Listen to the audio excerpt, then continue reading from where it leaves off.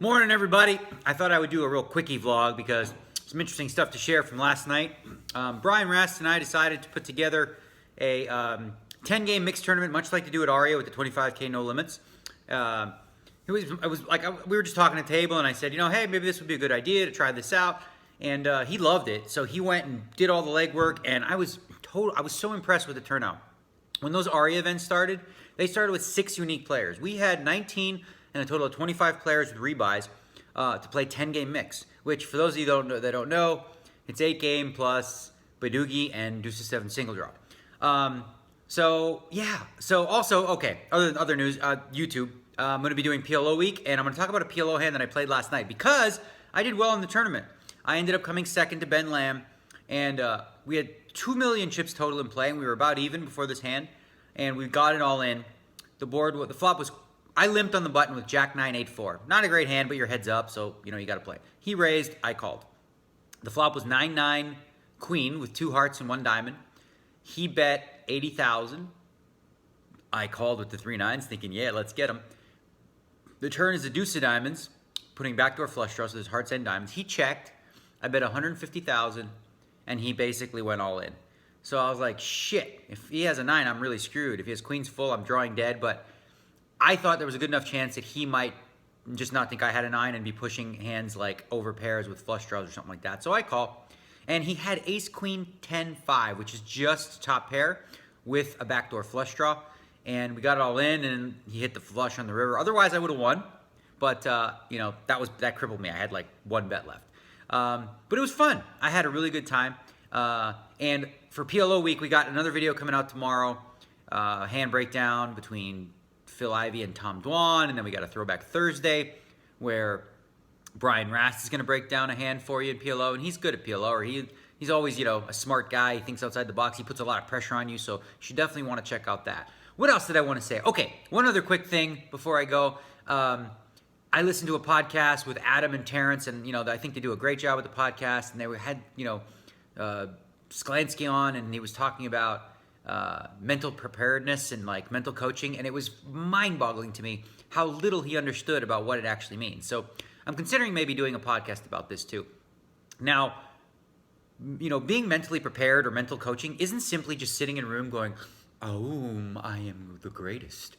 I believe in myself. I will win this tournament." That's not what it is. It's like, that's so naive to think that's what it is. Now, the best way in which to describe it would be to come up with a plan, really, to mentally prepare yourself to be successful at whatever you do. So what's a big part of becoming successful at poker? Think about it. Study.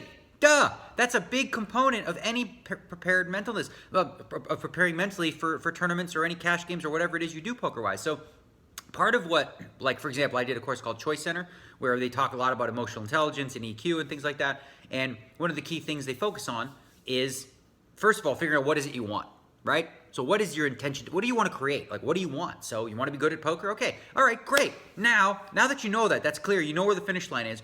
How are we going to get there? So now's where you come in with the plan. So a lot of people talk about study. So, I should study more, but they don't, right? So part of what mental coaching would incorporate is, creating a regimented weekly, times where you would study different formats, like whether it's, watching YouTube videos like this, or not this one, because you're not going to learn anything in this one, or you're, watching coaching videos, or watching poker on TV, or actually playing, or analyzing hands with friends, like whatever it is. Like, I know that when I created my, what's called a PSP, Personal Strategic Plan, I incorporated all these things, and I had specific times when I was going to do them.